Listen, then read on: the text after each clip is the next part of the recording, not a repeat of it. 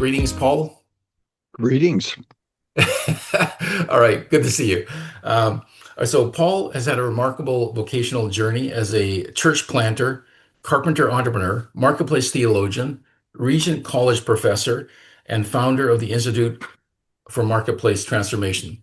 It sounds like someone, Paul, with a short attention span. Would that be true? I I think that partly true. Partly true.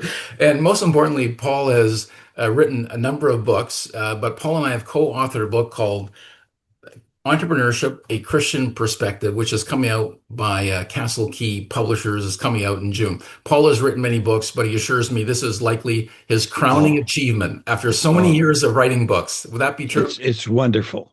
Is It really it? is Okay. good. He didn't say it's the best one, but it's wonderful, as are the other books he's written. But anyways, all right. So Paul and I are good friends, and it's great to spend this time together. And we're going to learn a lot and have an enjoyable time as we do so. So Paul, let me start firing away on the questions just so we can get to as many as we can within the 30 minutes. And we've got a good group of members and guests from around the world really listening in. So, first of all, is there a biblical perspective on risk? Absolutely. There are stories and there's direct teaching. For example, in Ecclesiastes 11, that's the professor in the Old Testament, he says, "Cast your bread on the waters." Now, what is he talking about? He's he's talking to a wheat merchant in Alexandria, Egypt, who is looking up at the clouds and saying, it could be a storm. And if I ship my grain to Rome, because Egypt was the breadbasket of the world, actually. But if this cloud might mean a storm. So, and the writer says, cast your bread on the waters. In other words, get shipping, take a risk. Yeah. Hmm. So biblically, yes, and theologically, which is God took a risk with human beings. We can come back to that, and with creation and with his people. Hmm. So have you found when you've dealt with entrepreneurs and students over the years that most people would have call it a secular understanding of risk? So again, getting back to, is there something unique about a biblical perspective on risk? Um, yes and no. And because, it's really that it has something to do with personality and with life experience and life passage. Mhm. So, in a sense, I'd have to say no and yes. Mhm. Um, no, personality. I mean, some people are just innately preservative and conservative, and other people are in their personality. I know that not every teacher of entrepreneurship agrees that there is such a thing as an entrepreneurial personality. But on the yes side, I think that Christians have been taught stewardship, and stewardship involves investment. We don't actually own anything. God owns everything, Mhm. but he trusts us as trustees to use what we have in our lives and what we have in the world to invest it. Mhm. And so Genesis 1 and Genesis 2, he says, rule the world, um, fill the earth. And then in chapter 2, verse 15, he says, work the earth and take care of it. Okay. But how are we going to fill the earth if we just hang around the garden, um, Mhm. you know, uh, nurturing the same thing forever? Mhm. You know, Mhm. we've got to actually get out and fill the earth. Mhm. So if we're engaged in that process, of course, the outcomes aren't always certain. So now this relates to another of the questions that I posed, which I imagine there's answers on a couple of different levels, but the question about is God a risk-taking God? Well, I know this may be a bit controversial, but I really believe that God is a risk-taking God. He took an enormous risk in making a human couple. I mean, it's a figurative account of a literal event. Okay. That's my way of understanding Genesis in the first few chapters. In other words, he made like himself a human being, human beings that he did not pre-program. And he said, I'm going to give you limited freedom. He didn't say that, but that's what he did. He gave us limited freedom. And he put us in a garden. And he said, you can have anything you want from this garden except the tree of the knowledge of good and evil. And of course, the serpent came in and tempted Eve and then tempted Adam and, the whole thing that happened there. But he took a risk that the human beings would want to become autonomous. And that's really the autonomy tree, that tree of the knowledge of good and evil. Because he said, Satan said, you'll be as gods, knowing good and evil. You're going to be just like God. And they were like God, but they weren't like God in totality. Mhm. And you're going to know good and evil. So, and then basically, he took a risk not only in the creation of human beings, but he took a risk in calling a special people Israel. And they messed it up. And yet he had a kind of plan B with them too, which is Mhm. redemption. And then, when Jesus left this earth, what did he leave behind? He left behind a motley crew of disciples. And he took a risk with them. And they didn't always do the right thing. Mhm. And so basically, given the freedom that God gave human beings, uh, he's a risk taking God. So what would you say is the controversial aspect of your description of a risk-taking God? Well, I think the controversial part is that God knows everything. He knows the past, the present, and the future. He's omniscient. And if he actually knew that these creatures that he was making, and animals as well, of course, and birds and fish and all the rest, but if he knew in advance that they were going to goof off, they were going to aspire to be gods themselves, why would he make them? I think and I don't doubt the omniscience of God, but also I don't doubt that God knew that when and if they actually did goof off, he could have the beginnings of a long process of redemption, which would lead to Jesus and lead to his cross and his resurrection and the outpouring of the Holy Spirit. That's And great. So just to remind people that if you do have questions, I'll try to work them in. So you'll see there's a Q&A box at the bottom of the screen. So just put your question in there and I'll monitor them and see if we can squeeze them in. One last question related to risk-taking God. I just draw the parallel in terms of a creative God, because when we talk about God, God is a creator, God is a creative being, we're created in his image, we're creative people, creative individuals. So often when we're involved in the creative process as individuals, we're almost involved in like a divine undertaking of sorts. That's we're tapping into the essence of our being. So the parallel to risk-taking God, would you say that for entrepreneurial people, well, all believers, but especially entrepreneurs who take risk, are involved in processes that have uncertain outcomes, would you say we're reflecting the nature of our creator? Like, could we make that connection of sorts? Or how would you view that?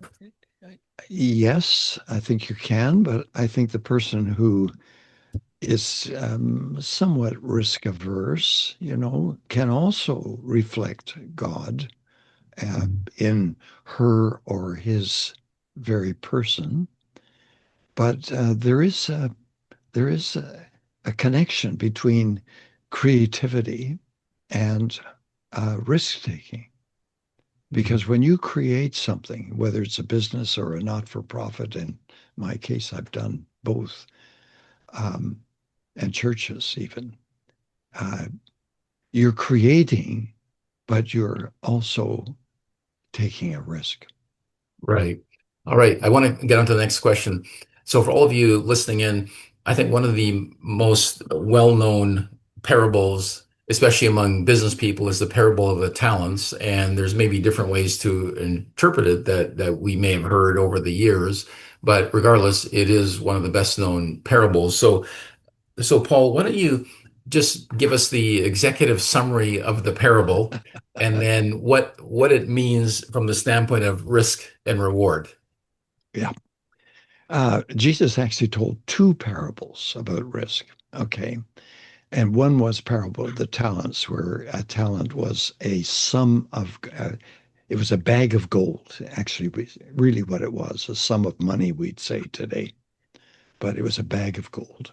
And he gave 5 bags to one, and two to another, and one to still another, but each according to his ability, which is very significant that he said that, because some people are able to handle uh, more risk. And so the 5 made 5 more, and the two made 2 more, and the one had wrapped up his talent in a handkerchief and preserved it intact. He didn't let it be stolen. It wasn't squandered. Um, he made absolutely no risk with it, and he got condemned. Whereas the 5 got 5 more and the two got 2 more and so on. But the second parable is the parable in Luke of the minas. It's not the same parable, but it's similar. Only in Luke, it comes at the very end of the earthly journey of Jesus, where he's very near Jerusalem, and it's about the coming of the kingdom. And he basically said, here was this person who's going away to be made king, which there's sort of an autobiographical dimension to the story. And he trusted his servants uh, with minas. And now a mina was like 3 months of salary. So it's a lot of money. And he had 10 servants, and he gave a mina to each. And one person, had made 10 more. Um, and so he said, I'm going to make you become the ruler, which means kingdom work, which I think everybody who is in Christ is actually doing kingdom work. Good work is kingdom work. And he said, I'm going to give you 10 cities, Decapolis. And there's actually a collection of runes in Jordan that is to called Decapolis. And 5 got 5, and the one wrapped it up in a handkerchief. And he got um, bad news, bad news. Mhm. So basically, and John Calvin was the very first to interpret the parable of the talents as talents like our abilities. And each of us is given some abilities, some more than others. what we call multi-talented people, Mm. people like Rick. So, yeah, I'm not sure that's a good. I've never been tied into a parable before, but I'll take it. But, but so maybe you can just clarify that distinction between the parable of the talents and the parables of the minas. So in terms of, are you saying one is more explicitly financial treasure, the other one is about talents, and then you also mentioned the one is about more kingdom work. So how, just so we're clear on the difference between the two. Well, they both have the same impact, which is we are to invest what we have, whether it is money or abilities, entrepreneurially. That's the word we'll use. It's not in the Bible. Mhm. But we're to invest. We're to take a risk, and Mhm. investment is always a risk, but it's to be a wise one. Mhm. And it doesn't say that this one talent person who was inclined not to take any risk at all. It doesn't say that if he had risked that one talent or that mina, that God, the master, would have forgiven him and helped him. And that's true. That is true. God will do that, but it doesn't say that. Mhm. But the difference between the two parables is the fact that Jesus is very near the end of his earthly journey, Mhm. and he's approaching Jerusalem, and the king. People thought the kingdom of God was coming, Mhm. you know, and so he told this parable about the kingdom. Because in the And first parable, I think there's that reference to, the servant who had the one and buried it was condemned as a wicked and slothful servant, and today you will be cast into outer darkness, etc. So would you say that's not the same outcome well, for the parable? pretty much the same outcome. Yeah. Yeah. Yeah. All right. Well, that ties into I want to make sure we get through these questions. So the next one ties into this. So what does the Bible teach about rewards? Because of course, the parable of talents, the servant who received double returns were commended. So what does the Bible say about the pursuit of rewards? It was really interesting. I did some research on this, and I found that there are 31 Old Testament references to rewards. And the Old Testament is a huge part of the Bible. The tiny little New Testament part, there is 25. But there's an emphasis in the Old Testament that is different from the New, okay? In the Old Testament, um, for instance, at the book of Exodus says, if you obey the law, the Ten Commandments, which are the lifestyle of God's covenant people, I'm going to bless, you and your work and your health and so on. And this has led to the health and wealth gospel, which is if you trust Jesus and love him and worship him, you're going to be healthy and you're going to be rich. Um, but even in the Old Testament, like God said to Abraham, I am your reward. I, you know. So even in the Old Testament, God himself and the knowledge of God and the favor of God, the blessing of God is there. But in the New Testament,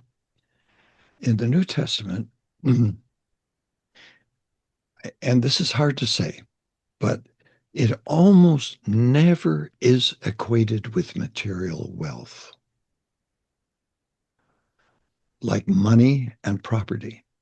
Even in the Beatitudes, which are um, better translated, instead of saying blessed, would be congratulations. Okay.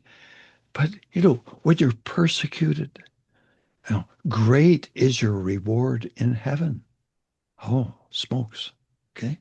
And the slaves in Colossians chapter 3, if they work well and work for the Lord, um, they will be rewarded. If they don't just have their eye on the boss's presence, and when the boss goes back into his office or whatever it is, you Mm, just slough off. No, no, no, no.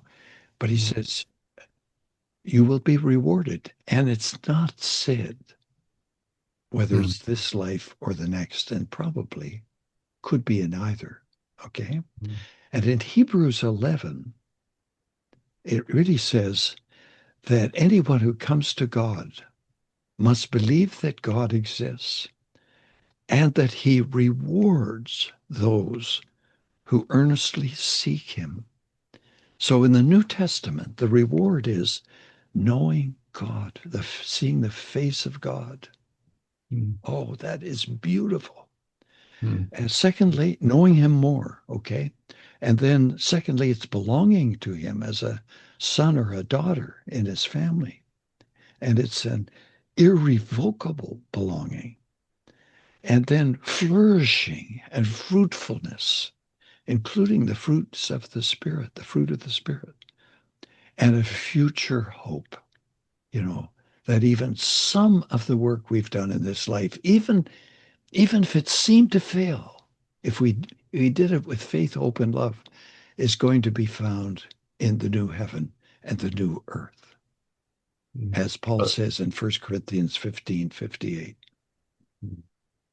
That's great. Well, another question, what does it mean to be blessed? We hear that term used a lot, and sometimes in an entrepreneurial or business context, Mm. it's code for I made a lot of money. If somebody says, "How are you doing?" and you go, "I've been blessed," that I've means been I made a ton blessed. of money. So Yeah. I'm not sure that's a biblical view, but anyways, what is it from a biblical Well, standpoint? What does it mean to be can blessed? be. It can be. Um, I think that blessing, and a very simple definition, is the actual transmission through words or actions of a positive and spiritual good. Mm, It's the actual transmission of a good and spiritual um, blessing. mm, Okay. It's one of the two or three central themes of the whole Bible, and the Aaronic blessing in Numbers 6, the Lord bless you and keep you. The Lord make his face to shine on you and be gracious to you. And the Lord lift up his countenance upon you, or turn his face towards you so you can, you know, beautiful, and mm, give you peace. And there's mm, a Jewish sermon, which is called a midrash, actually, on that Aaronic blessing, which goes like this: May the Lord bless you means may you be prosperous, mm, but may the Lord keep you means may you not be owned by your possessions. mm. So that's a kind of Jewish Right, sermon right. on the Aaronic blessing. When you say ironic, how do you spell that? Just so people know. Aaron. Aaron Oh, like was Aaron. the high Aaron. Yeah. priest, and Moses was the boss. Well, we'll assume I knew that, but other people didn't. So I'm asking on behalf of other Oh, people. I assume it. There's no question about it. But anyway, Of course, blessing the is reality is I had no it's clue what you were life, talking about. and I don't think it's not wrong to say that God has blessed me if you've made a very good return on your investment. Right. It may be that you'll lose it when the market turns. Well, But I'm going to make the executive decision to go 6 more minutes, which is because we got off to a bit of a late start. So I want to make sure we get all these questions in. Now, the next question, isn't it unbiblical to fail? no, it's not. Everybody fails in the Bible. You know, Peter, John Mark, Samson, Moses. Um, some people even think Jesus failed to win the Pharisees, and he failed to convince Jerusalem. that he was the one. He was the Messiah, okay? And the ultimate failure is when Jesus comes back. And it's three times this said, it's a terrible thing. He said three times, he says, I don't know who you are. That would be the ultimate failure in life is not to have Jesus recognize you.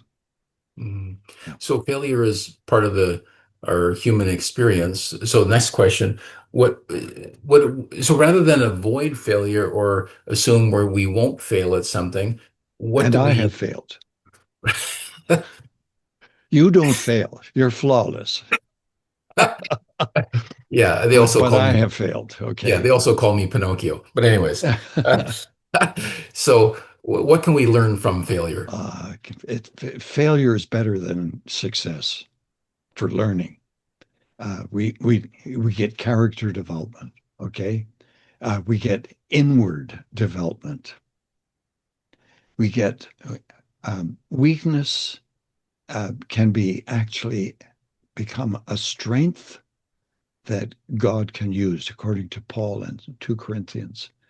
And we find answers to why we failed, which is wonderful because, most entrepreneurs have failed 9 times for the one time that they really were successful. Hmm. And it's a cure of boasting. Yeah. Look at Well, all the money I've made. Oh boy, I've really, but that's boasting. yeah. Well, we have two questions left to cover in the next 4 minutes. So number nine, this is really interesting. What are the implications, if any, about failure in relation to our calling? So just to put a bit of context to that, often, people want to live their calling, pursue their calling, but if they failed at something along the road, does that mean their calling is not valid? They're Their calling is valid. Even, I would say just a quick answer to that wonderful question um, is it would. I think the fact that you know that you are functioning within your calling would make you want to start again. mm.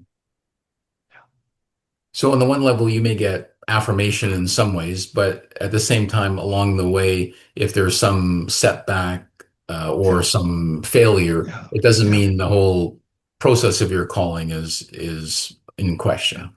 Yeah. yeah. All right. Last question. So this is perfect. So if you can maybe help us as business leaders, entrepreneurs in some way of how do we reframe risk and failure as we function in the marketplace? How would you just give us a few tips on how we can think of risk and failure differently? Um, Three things. Um, um, as Drucker said, entrepreneurs are not risk focused, but are opportunity focused. Hmm. In other words, you're not just out looking for risk, you're looking for opportunities. Number two, we are to measure the risk and calculate what could fail and how much. And thirdly, we're not to bet everything. No, we're not to bet the whole blessed farm Hmm. on one project. And I have a text for that in Ecclesiastes 11. Ship your grain across the sea. After many days, you will return. You'll see a return. Invest in 7 ventures. Oh, no, even 8, because you don't know what disaster may come upon the land. And whoever watches the wind will not plant. No, it's just to say, oh, yeah, I don't know whether the weather's right. And whoever looks at the clouds will not reap. Sow your seed in the morning, and at evening let your hands not be idle, for you do not know which will succeed, whether this or that, or whether both will. Hmm. So I think we could say, as part of our spiritual and business journey, we could embrace failure and risk as part of the learning experience, and it's not unbiblical to fail. it's not necessarily putting her calling in jeopardy if things don't work out.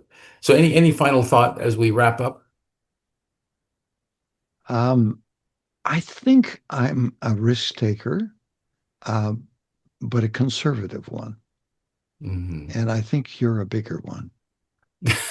All right. All right. Well, that's a good note on, or sorry. That's fine. Okay, so I think Uh, that's a good note on which to end. So for those of you who are just sitting in for the webinar, we'll conclude now. For those of you who are part of our peer advisory group network, after we stop the webinar here, go to the separate link for the meeting, and so we'll see you in the meeting room in about 1 or 2 minutes. All right, thanks. So we'll see you there. Thanks, Paul. okay. Bye.